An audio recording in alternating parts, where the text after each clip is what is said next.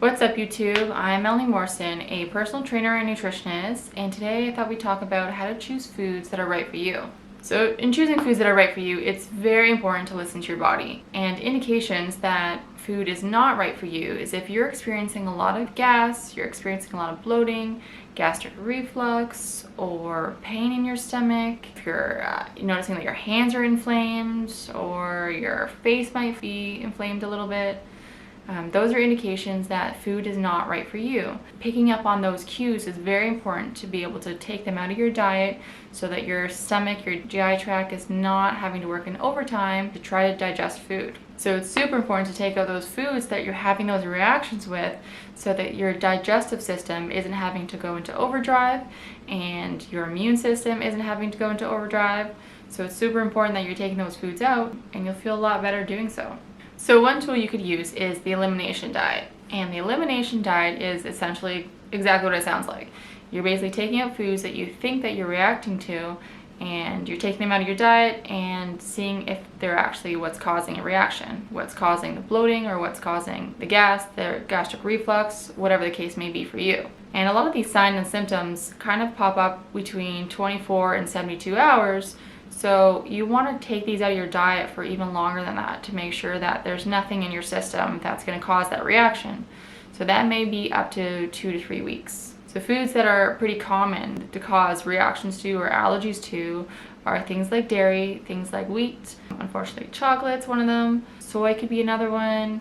So it may be different to every individual person, but those ones are very common allergens. And quite often people react to those foods specifically. And so when you're on this elimination diet, it's super important to stick to whole foods.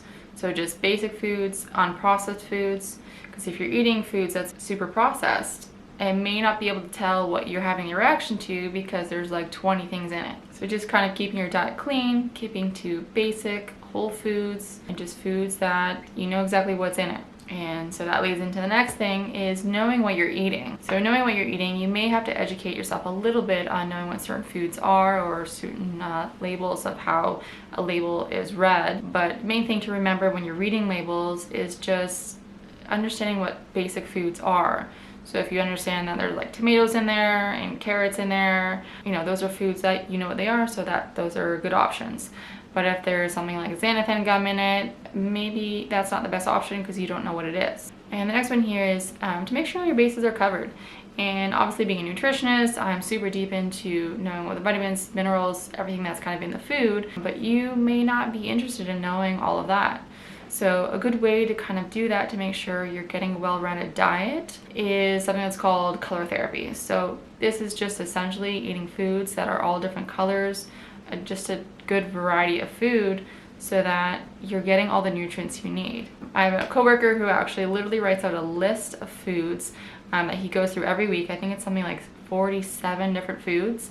And he makes sure that he eats all of those foods through the week so that he's getting a good variety of food.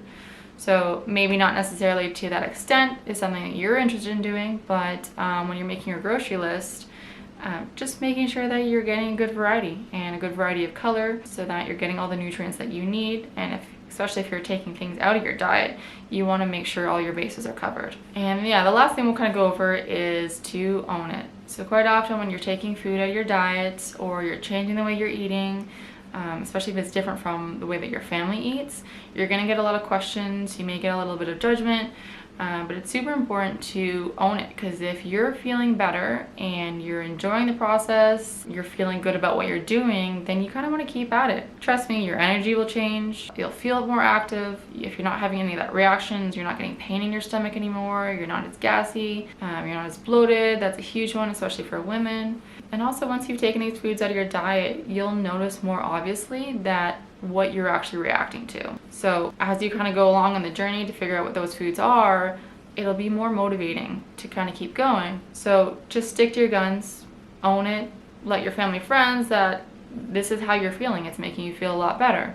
So it's super important to own it, because if you're feeling better, you're physically feeling better, you're mentally feeling better, you kind of want to keep going. So if they don't understand, who cares, because you're feeling better. And yeah, that's it on how to choose foods that are right for you. If you have any comments or questions, feel free to leave them down below. Feel free to check out my next video on healthy misconceptions. Like or subscribe if you want more content. And yeah, thanks for watching.